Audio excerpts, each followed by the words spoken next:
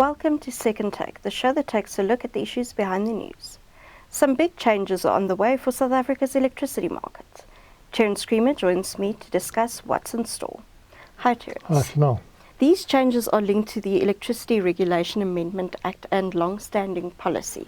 Yes, since 1998 we had that white paper that never really got implemented. It basically set in motion the desire or an aspiration that South Africa move to a more competitive electricity market. For over 100 years, I think it's 102 years of Eskom's existence, it's been a vertically integrated market dominated by a single monopoly business. And in 1998 we said, no, we would like to have competition in generation. Even back then we said that the wires business would stay a sort of a state monopoly, and then distribution was already sort of in South African context, the municipalities already had a big role. And we know that's become a bit of a weak link in the system, but there's many municipal distributors, and then Eskom also plays a direct role in distribution as well.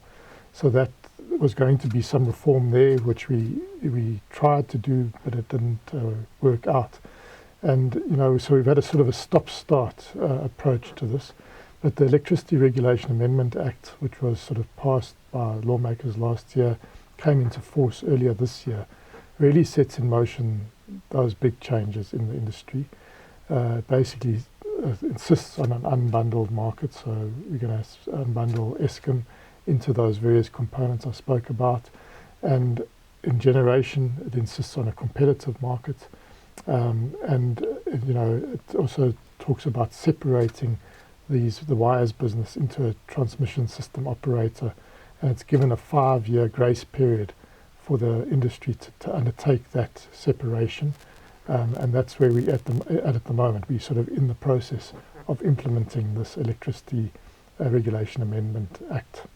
We've already seen the vertical separation of the transmission business from the rest of Eskom. That's correct. That was a big development, and it was happening at a time when Eskom had many balls in the air. We had load shedding, very intense. And they were undergoing this massive restructuring, which really comes from a policy document around state-owned companies when there was still a Department of Public Enterprises that's now fallen under the presidency at the moment, and that we've got sort of the electricity minister really having oversight over Eskom. But the policy is that we need this vertical separation to happen. So we've had this legal separation now of NTCSA, the National Transmission Company South Africa. It has its own independent board, but it's still a wholly owned subsidiary of Eskom. So as I mentioned earlier, there's a view that by over a 5-year period, this needs to be extracted from Eskom and become a transmission system operator, totally independent of Eskom.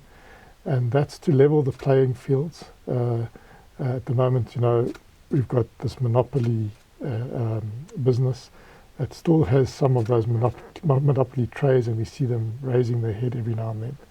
But so if you want IPPs and the legacy Eskom generation to truly be on a competitive footing, you need to have the transmission and system operator being totally independent, and that is the process we are undergoing now. There are signs of that independence, but there's also signs of the monopoly. So we're sort of in this grey, no man's land at the moment, grey area, but we're starting to see the sort of green shoots of this competitive market starting to emerge. The NTCSA is also expected to become the market operator. Yes, so in this 5-year transition, we're going to start operating markets. We've seen something of these markets already in play because we've seen IPPs coming, but it's all purchased through a central buying office of Eskom. So this is going to be there's going to be a market platform, and we're going to start setting that up. And there's been a lot of work over the last year, really run by the NTCSA. They've taken the lead to canvass the rules of the game, so what they have called a market code. And they've had over 10 hybrid workshops around the country looking at what should the rules of the game be. That has sort of been packaged into a final draft now. It's going to be another meeting this month to sort of tie up loose ends. But the custodian of that will be the regulator. So it has to now go to the regulator. and the regulator has to apply its mind to that framework. Is it a good framework? CSA spoke to lawmakers this week, and they believe it is a good product, but the regulator will have to apply its mind. The regulator also needs to do public hearings around this, I imagine, possibly also around the market codes, definitely around the market codes as well, whether that will be done simultaneously or two separate processes, because they need to license the market operator as well. So there's a lot to happen. But they've set an aspirational start for this platform, of trading platform, for April 1 next year, which is very little time, given what I was saying, that the regulatory sort of gates that need to be opened to get there. But be that as it may, there's this sort of line in the sand. Let's hopefully get this market platform operating. Internally within Eskom, for a number of years, they've been running sort of a market. So all the power stations bid in daily into that market. It's not been visible to the rest of us. But visibility is going to start now happening, because they're wanting to start putting these IPPs that are existing in the system into this market. There's different levels to this. There's like there's a day ahead market that you bid into. There's an intraday market that you can bid into. There's a capacity market. So there's a number of balancing markets, a number of markets, but within this sort of platform that people will start bidding into. And so the idea, it's a major change, and the idea is that we start operating this soon.